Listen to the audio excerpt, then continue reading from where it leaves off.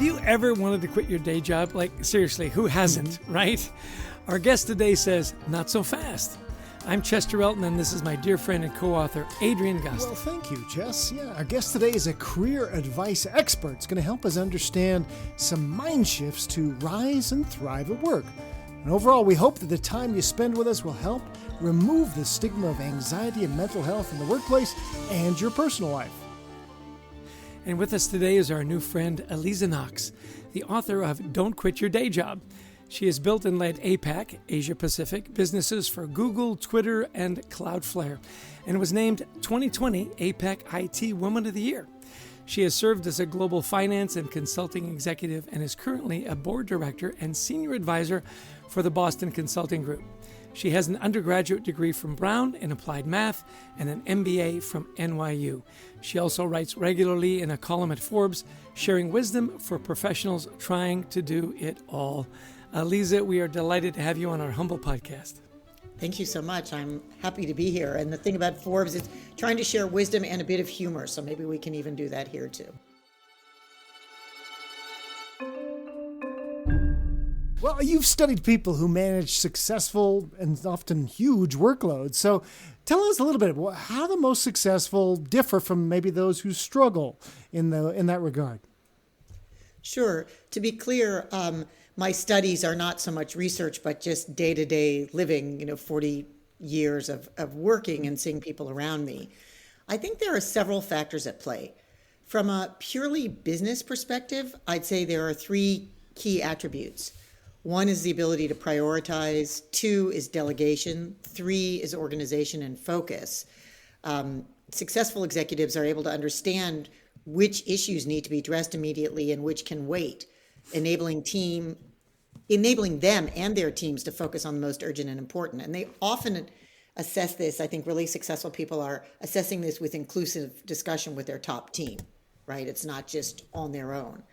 And in addition, I think successful workers tend to be able to figure out which parts of the work can be done elsewhere in their team or organization. So I'm not talking about delegating to slack off or avoid work, but I am talking more about collaboration, where you figure out how the resources available can work together to achieve a goal or deliver a project, rather than assuming or trying that you have to or trying to do it all yourself.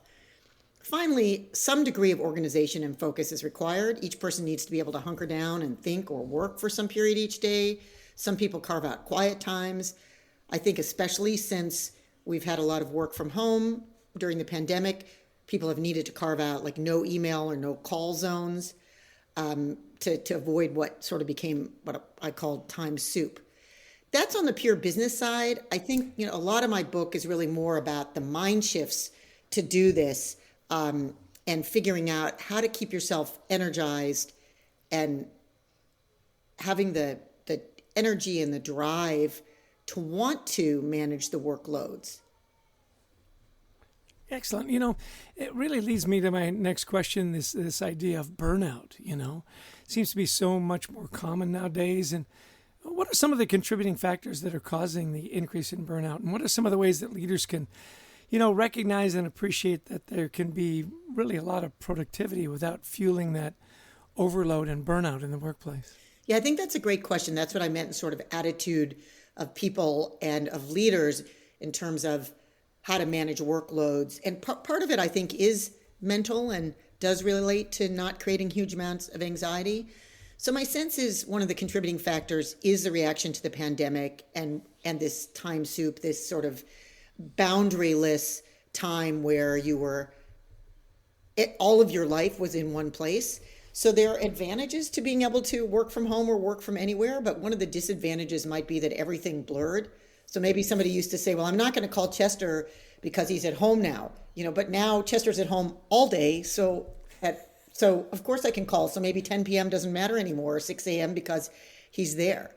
So I think for individuals and burnout, if you actually like your job, it's, you want to hang in there, which is part of don't quit your day job. But you might want to recalibrate by setting some boundaries. So you set some limits around when am I going to respond to electronic messaging, phone calls, and emails? And you've probably seen some countries like Germany, Italy, and Portugal are legislating this for employees. And it's kind of interesting for companies that have some offices there and not in other places. So for example, Cloudflare has offices in Portugal. That's legislated. It's already tricky for employees in Singapore to talk to employees in Portugal because of time zone. And now there's this added issue of some employees can't actually legally be on the calls then. But I think as an individual, you don't need to wait for your country to follow suit. When parts of your job has to be done outside normal office hours, then maybe allocate some time in the day for your personal life in return. So like if you've got a late night meeting, maybe take time to exercise or handle other personal tasks between 9 and 5 and mark it in your calendar so people can see. And I think that these boundaries prevent burnout and ensure that you can spend time on other things you enjoy, whether that's knitting or horseback riding or hanging out with your kids or playing competitive soccer or something else I can't even think of. And so making time for your own passions to me I think that creates energy and stamina, which you need for a long, rewarding career and helps with burnout. I just wrote an article for Forbes that is about actually doing more as a way to create energy. So I don't want to go into the whole thing here, but sometimes I think doing more in total, maybe not necessarily all at your job, actually helps you prevent burnout because you're doing these things you really care about it. I think for leaders, which you asked me, and then I'll, finish answering because I know I'm going on, but I care about this a lot. I think leaders are dealing with this in a number of ways. They are increasing focus on wellness and flexibility. But I think it's important to remember what employees value most. If you look at the McKinsey studies, BCG studies, why do people stay? Why do people quit? There's clearly more emphasis now on flexibility and on higher wages because of inflation. But the things that have been most consistent over the years are, does my company value me or recognize me? And are they going to develop me? Is my manager going to invest in me? Do they care about me? And so the things that go with that, which we could talk about later, continue to be about feedback, training, investing in employees. And I think all those things deal with burnout and are really important to people in the long run. You bring up such an interesting point about the difference in countries and time zones and so on. There are big cultural differences. And to your point, I think they've really been magnified because of the pandemic and so on. A good friend of mine, he was a lawyer in New York, his company sent him to Germany. Well, in New York, and you're a lawyer, you work 18-hour days. I mean, it's just kind of expected. He was working past, I think it was a 5 o'clock deadline or a 6 o'clock deadline in Germany. And his manager said, hey, you gotta go home. Like, you'll get us in trouble. We're going to get fined if you don't stop working. And he said it was just such an anthem to me that, and I looked up and everybody was gone. How un-American of him. And un-Japanese, for example, when we talk about different cultures, right. Yeah, that wouldn't be happening. A personal life. Why did you become a lawyer? So at any rate, I love that you've shone a light on that, because we do have a very international audience that listens to our podcast, and sometimes it just doesn't resonate. You've got to be careful. You know what the rules are and know what the time changes and the laws at this point. So thank you for that. Well, it also leads to this idea, because I'm hearing a few more, especially younger people, who say they're feeling more marginalized by their employers. I'm not making enough to, let alone buy a house to pay my rent, etc. I'm not getting the kind of support I need. So what kind of tips do you have for people who may be needing a little bit more mental resistance, a little bit more fortitude, and are getting close to burnout and feeling really frustrated with their employers right now? Yeah, well, I think part of this does relate to the pandemic, although it might relate to generational shifts as well. Australia, if we're going to cover regional differences, Australia had an election recently where we had a change of government. And one of the issues I've heard about, although I'm not a political pundit, is the rise of the rent generation and how they're voting. That people may never own and feel frustrated about that, back to your buying a house. And so they may need to exercise that outside of their employment. But one of the things I've noticed is that while the ability to work remotely has been great for many, it's also really damaged some aspects of work that is particularly the younger generation tend to get. Mentoring, training, kind of apprenticeship. opportunities that I think younger people really need. So particularly at places like law firms, consulting firms, accounting firms, where a lot of what they learn, and you mentioned your legal friend, Chester, is not necessarily in a training program or in university. It's those hallway conversations where they might not feel empowered enough or brave enough to stop, like Adrian, if you were a partner, stop you, call you up and say, can I have an appointment on Zoom to ask you a question about this document I'm working on? But if they passed you in the hallway, they might say, oh, Adrian, can I just ask you a brief question? Have a look at this. And so I think they're really missing that. And then they're missing out on camaraderie too. And even people who self-identify as introverts often want to have some exposure at work. And I know there was a big article in Axios about this recently. So I think one thing that people might need to do is to ask for more help at work getting more of what they want. And whether that's a new opportunity, a new challenge, a promotion. And I think people need to be able to discuss this with their manager and not wait for the boss to bring it up. And sometimes that takes bravery. And, going back to cultural issues, in some cultures, this takes more bravery than others. One of the things that I've seen discussed a lot in the last few years is job crafting. I don't know if you guys have had that on a podcast, but doing what you want to make the job you have look more like the job, doing what you can to make the job you have look more like the job you want. So sometimes people want to do things like, I really want to move to another country. Great. If you work at a big company, often you can work hard to make that possible, or a lateral move, like I want to move from sales to product marketing. But the other things you can do are to say, hey, I'm in this particular job like sales, but I want to delve into marketing, or I'm in R&D and I want to learn about business development. And I think for most companies, I know the Great Resignation might be fading a little bit. And if we go into a recession, maybe there'll be less resignation. But I can't think of a manager who wouldn't be happy if you came to them and said, well, I mean, of course they'd be happy if you just said, I'm perfectly happy all the time and I never want to leave you. But if you came to them and said, look, I'm a little bit bored. I feel a little bit like I'm stagnating, but I love this company and I love working for you. And I just need to do some stuff to challenge myself or to really make this role a bit more interesting. Can we do some job crafting? Can I do some things to expand my capabilities? Or can I change a little bit of what I'm doing? So I think that helps in those conversations with employers about how to make your job more what you want and not feel as marginalized in terms of what you're doing or how much you're learning. Because I think most people have some curiosity, drive, and really want to use their job. I mean, it's work, right? It is work. We have to remember, like, we're getting paid for it. So it's not as much fun as binging on a Netflix series or surfing, but it is good to be able to use your work to learn something and find a way to contribute. Excellent. You make a good point about this, connections and social and culture and remote. We often see a disconnect in leaders as to what they think is going on and what is actually going on. Do you have any tips for leaders as to how they can have a better view of what's really going on internally and not just their perception of what's going on? Yeah, that's always a hard one because people are afraid to tell leaders. But I think one great thing, well, if it's negative, I suppose, but the couple things that I've seen that I feel are most important is some kind of pulse survey at work, whether it's weekly, monthly, that gets at, those key questions of like, I'm planning to leave, or what are some things you'd like to see change in this company? Again, if you want to play on cultural differences, what's interesting with that and other upward feedback is I've found, having worked my whole life in Asia, is that in some countries, people don't really believe it's anonymous no matter what.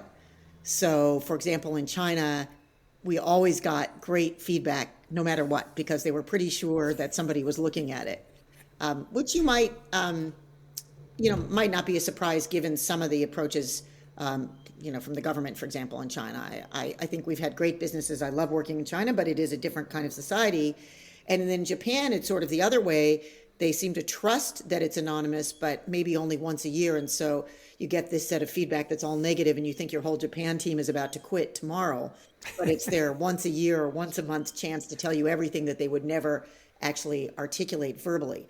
But I do think surveys are a good idea. I also think skip levels are really important, one-on-one skip levels where you have meetings with or a person has a meeting with their manager's manager.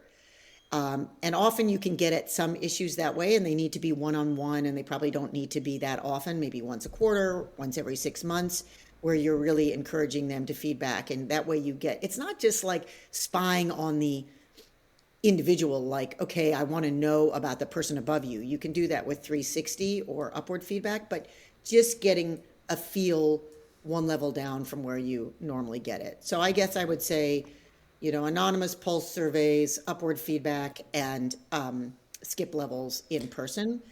And then I do think group activities, I really like them. Now's the time for holiday parties. Yeah. I'm hoping that in a time of maybe recession and global issues, a lot of these parties are volunteering together, or, something where we can at least include good, but bonding, if you're working in a soup kitchen or wrapping gifts, there's that time for idle chit chat that you just don't often get, especially when we're working remotely, that really gives you a sense of what's going on. Love that idea. Yeah. How can people learn more about your work, Eliza? They can follow me on LinkedIn. They can look at elizaknox.com. They can read the book, Don't Quit Your Day Job, which is really about the 6 mind shifts to rise and thrive, not saying never quit, and has like 3 dozen, I think, highly relatable examples in it. It's mostly stories about other people. Well, speaking of your book, you talk about how we're in our relationship with our work. It's an interesting term. So talk to us a little about that, and what are ways that we can nurture that relationship, especially if it's not working for us right now. So one of the 6 mind shifts in my book is nurture your relationship with your career. And I mean, we spend a lot of time with our career, and some of us work longer than our long-term relationships last, like our long-term personal relationships.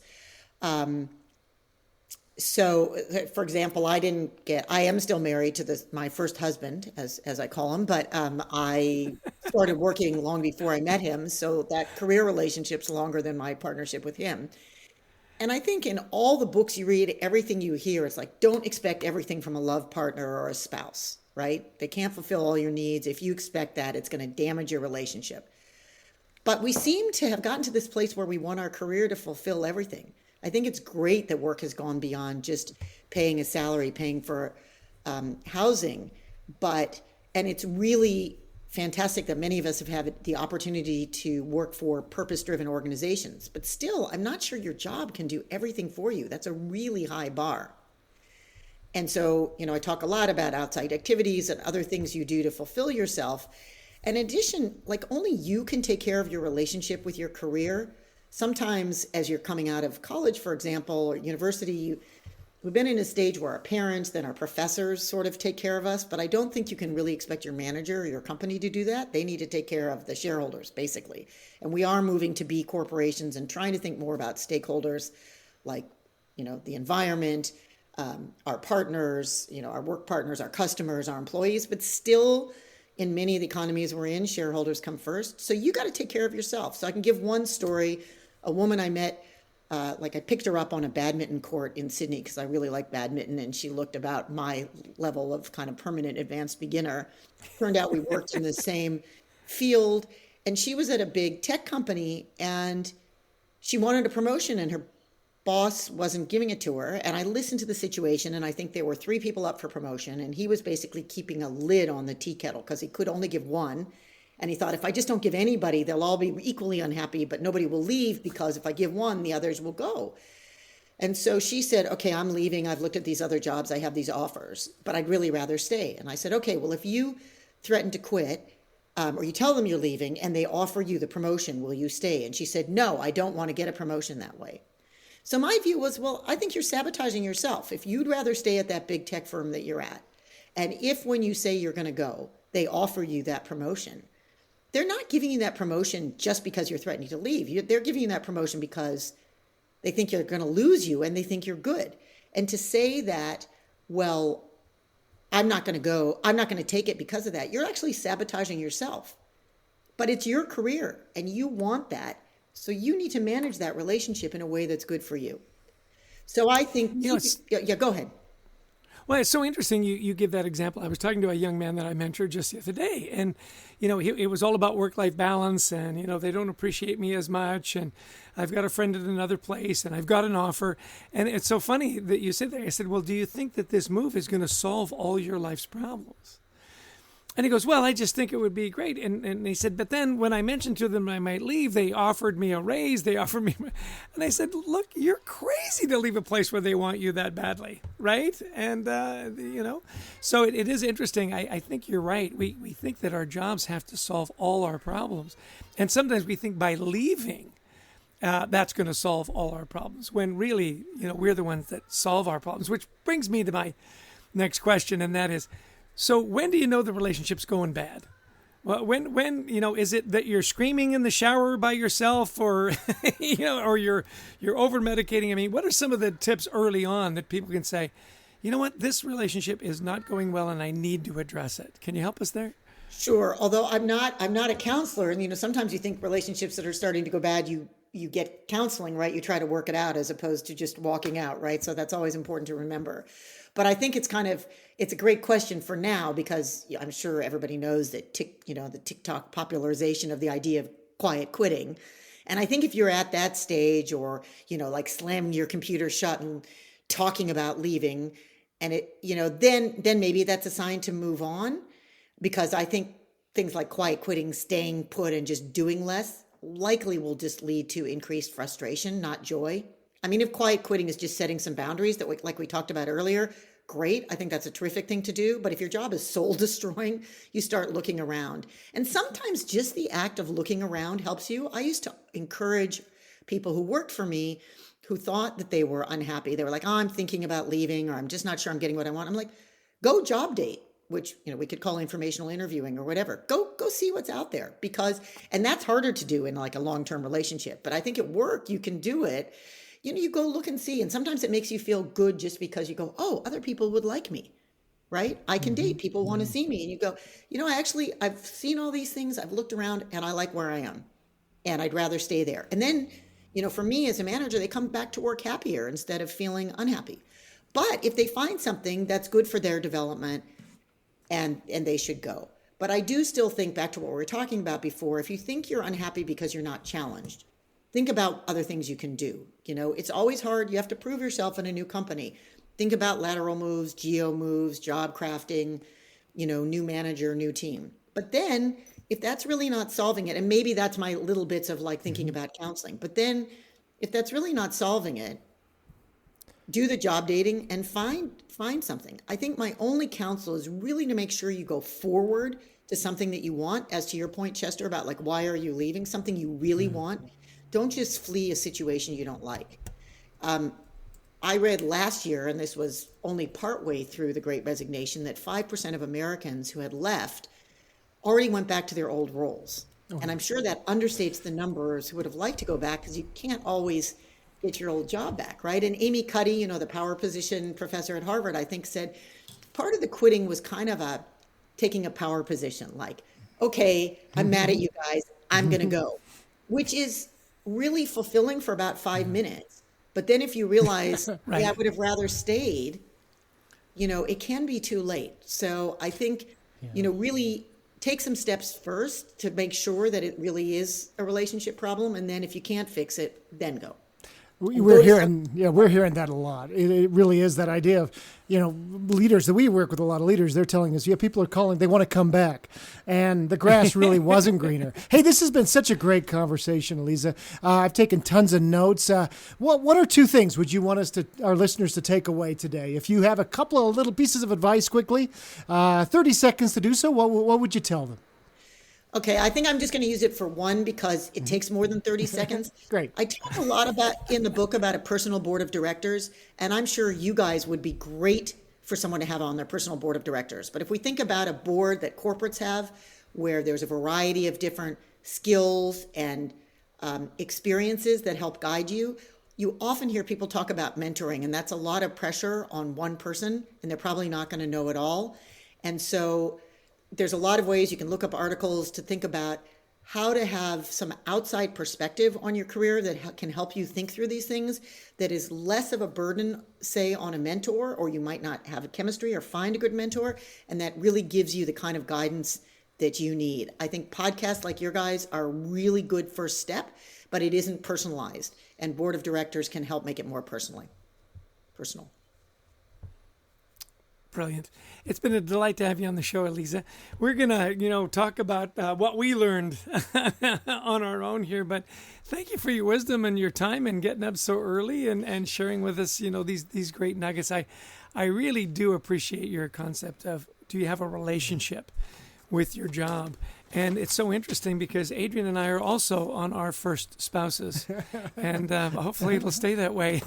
Don't use that line though with Heidi, Chess. I wouldn't recommend. No. This is my first wife. I wouldn't recommend it. Elisa gets away with it, but I don't think you would. Yeah. No, I've right. actually tried it. Probably not going to listen to the podcast. So, no. So you're safe. Thanks, Elisa. This has been really fun.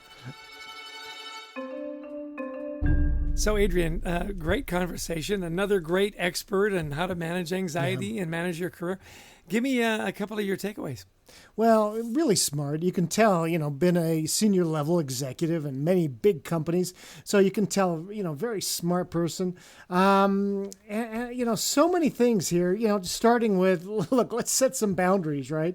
But I also like this. It's make time for your passions. You want to bring down your anxiety, do more of what you like. Because what we find is people work 9 to 5 or 9 to 6 or 7, and they come home, they're just so burned out that, no, look, I'm leaving at 5 because I'm in a soccer league, or I'm going to spend time with my kids, or whatever it is. That I like what you brought up with that European mindset. And we used to make fun of the Europeans because they weren't working hard enough. Bunch of knuckleheads here in the U.S. that we weren't learning from them, right? Yeah, I need a little more Dutch in my life. There's no doubt about it. Yeah. That whole concept about stay busy to me resonated. Often we think, okay, I'm finished with work now. I'm just going to binge on Netflix for the next 4 hours, right, as opposed to go do something that's really fun. Go for a walk, go to a movie, have dinner with friends, and so on and so on.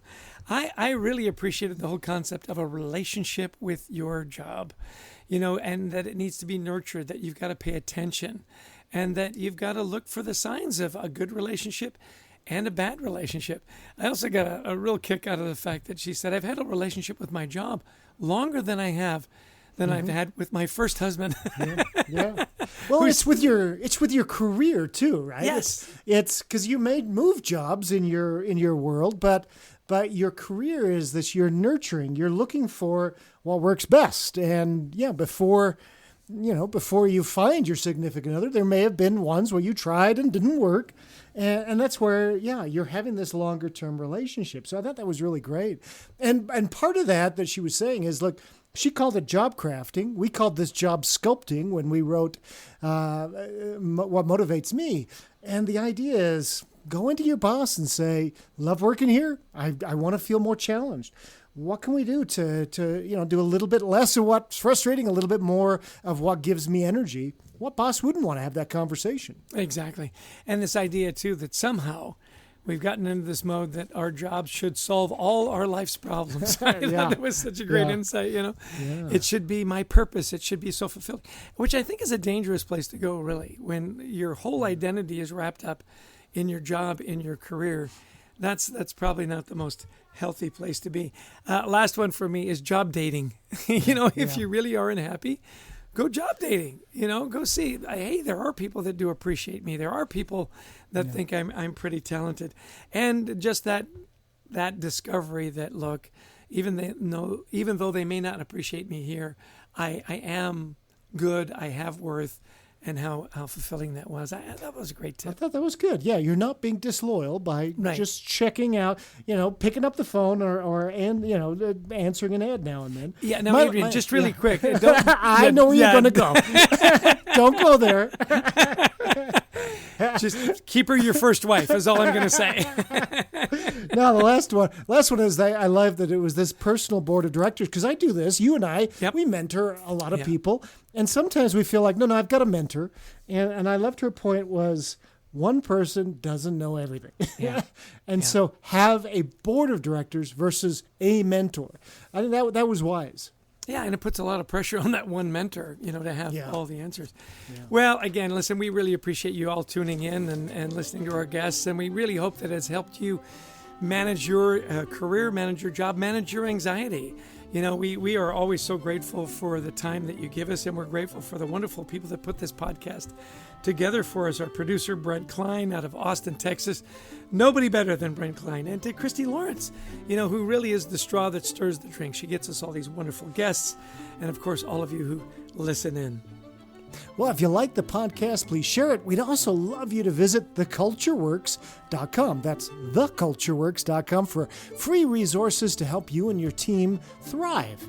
And by the way, we love speaking to audiences around the world, virtually or in person, on the topics of culture, teamwork, and resilience. So give us a call. We'd love to talk about your event. And don't forget to buy the book. Come on. It's available at fine bookstores everywhere and on Amazon. What's the book? Anxiety at Work. By Adrian Gostick, Chester Elton, and let's not forget Anthony Gostick, your wonderful son that was such a great contributor. Again, thanks so much for your time. We really hope you have a healthy and happy year and a healthy and happy relationship with your career and with your job. So from me and from Adrian, good mental health. Take care. We'll see you again soon.